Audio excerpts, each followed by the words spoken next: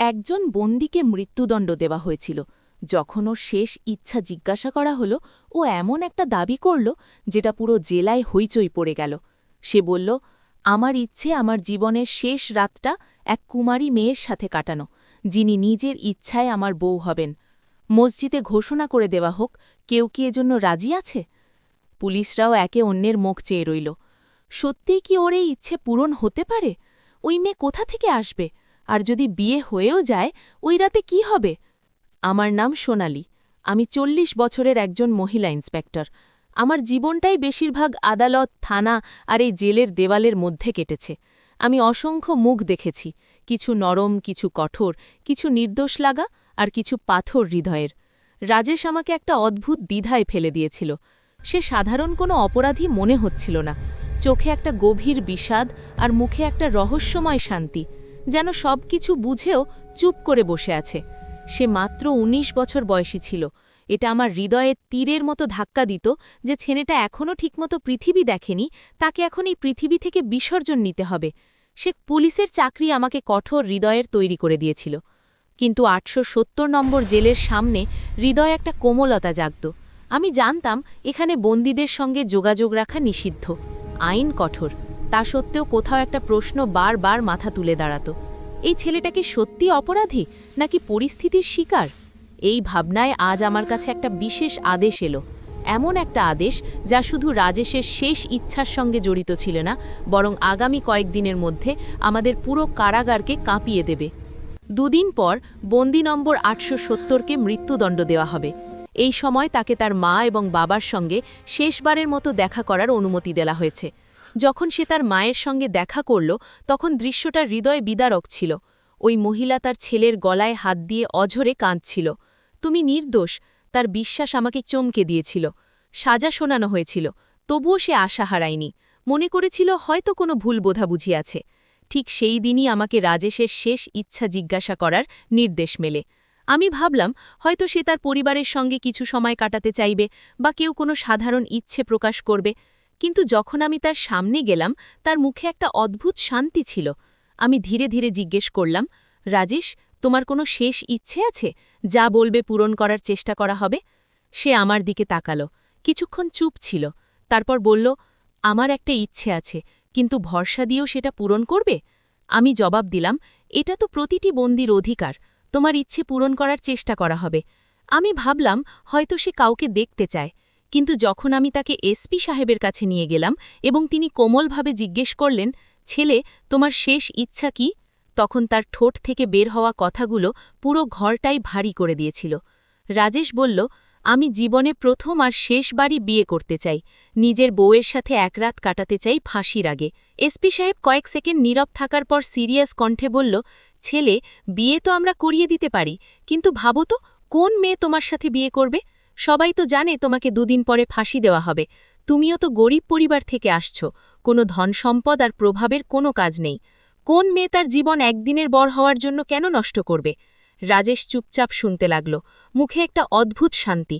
তারপর বলল, আমি আমার কথায় স্থির আছি স্যার, আমার শেষ ইচ্ছা একটা মাত্র।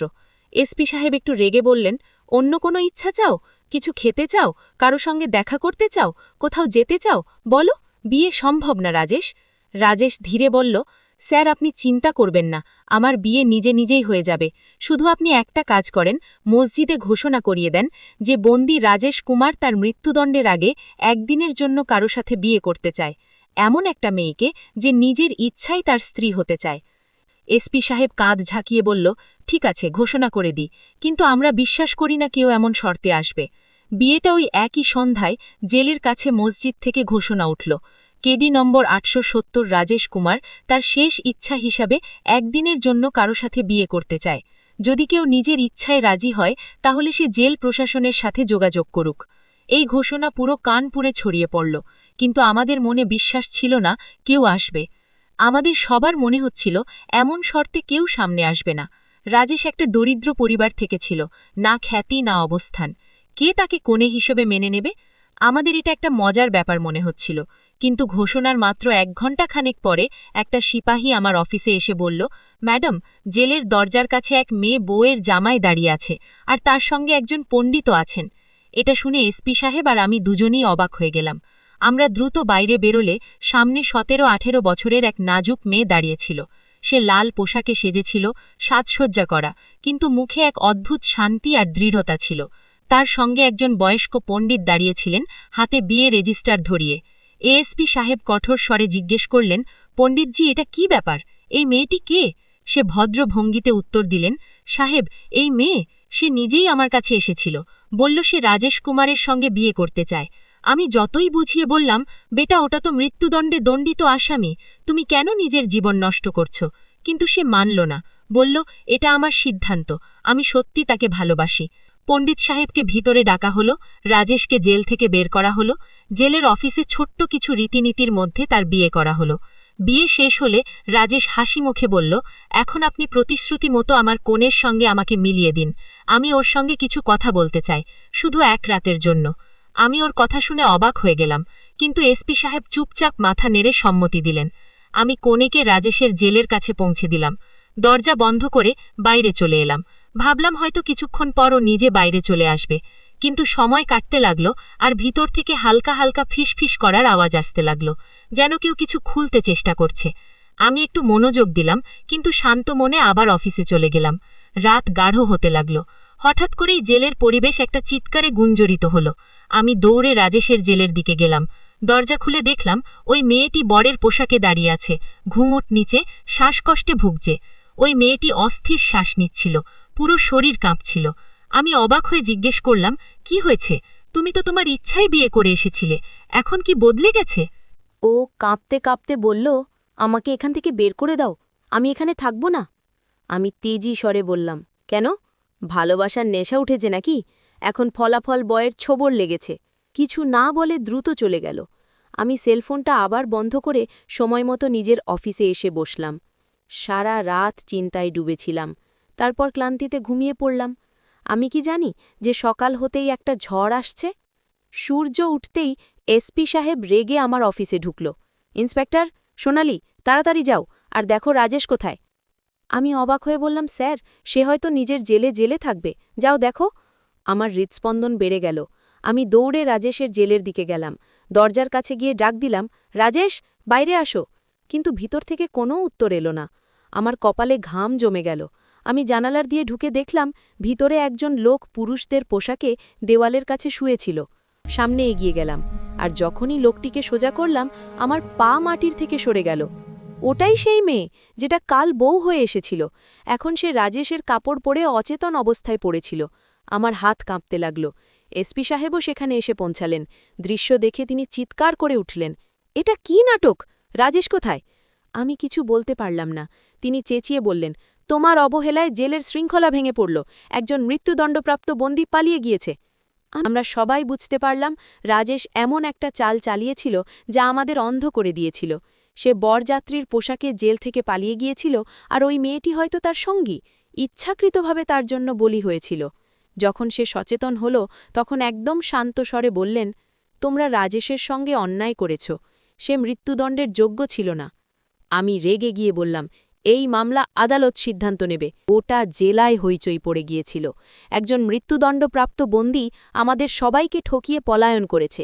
এসপি সাহেব রেগে আগুনের মতো ছিলেন, আর আমার হৃদয় দ্রুত ধরফর করছিল। আমি বুঝতে পারছিলাম না যে আমি এত বড় ভুল করলাম কি করে। আমি এমন একজনের উপর ভরসা করেছিলাম যে আমাদের মিথ্যে বলেছে। এখন একটাই উপায় ছিল ওই মেয়ের মুখ থেকে সত্য বের করা। রাজেশকে খুঁজে পাওয়া সম্ভব ছিল না, সে অনেক ঘন্টা আগে পালিয়ে গেছে। আমি কঠোর স্বরে বললাম, শোনো মেয়েটা, এখন তোমাকে প্রশ্ন করা হবে, যদি সত্য না বলো ফলাফল ভালো হবে না। সে শান্ত ছিল, যেন সব কিছু আগেই ঠিক হয়ে গেছে। বলল, আমি রাজেশের ব্যাপারে সব সত্য বলবো। আমি ভালো করে তার মুখ দেখলাম, কোনো ভয় বা অফসোস তার চেহারায় ছিল না।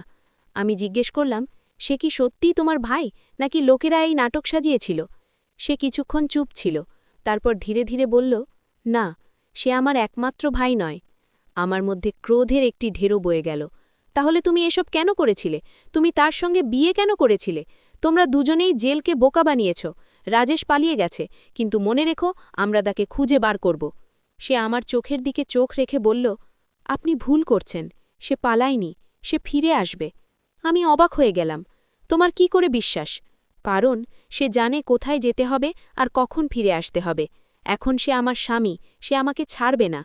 তার কণ্ঠে এমন এক বিশ্বাস, এক মুহূর্তের জন্য আমার হৃদয়ও কেঁপে উঠেছিল। আমি কঠোর স্বরে বললাম, তোমার এত বিশ্বাস কেন?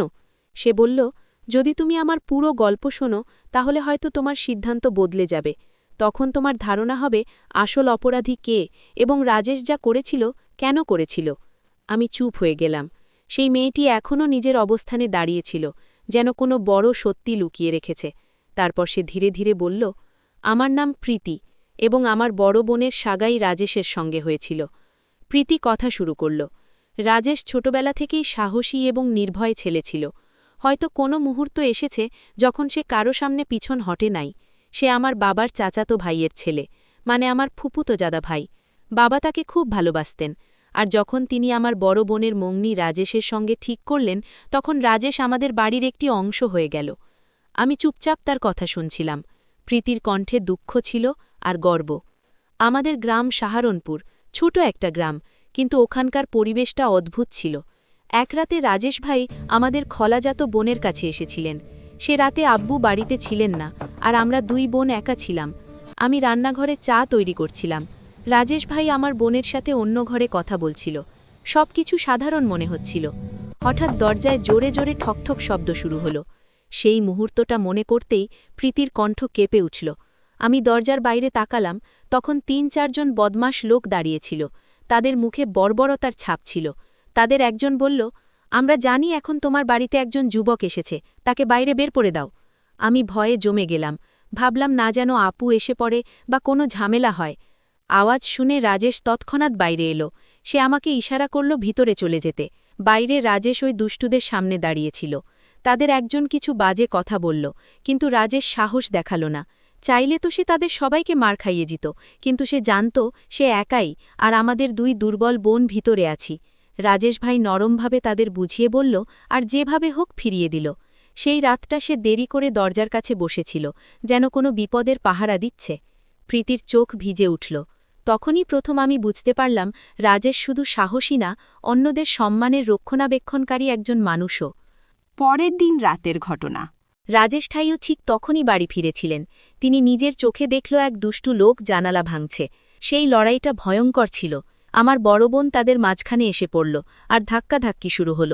রাজেশ ভাইয়ের হাতে একজন আহত হল, কিন্তু সেটা হত্যাকাণ্ড ছিল না, এটা আমাদের সম্মান রক্ষার যুদ্ধ ছিল। প্রীতির চোখে অশ্রু ঝরল। আসল অপরাধীরা ওই দুষ্টু লোকগুলোই ছিল, কিন্তু সাজা পেল রাজেশ।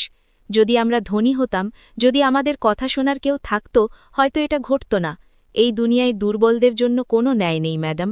রাজেশ কোনো নির্দোষের রক্ত ঝরায়নি, সে শুধু গর্বে আচ্ছন্ন ছিল। আমি কিচ্ছু বলতে পারিনি। প্রীতি চোখ মুছল এবং বলল, এই সব রাজেশের মায়ের ষড়যন্ত্র ছিল।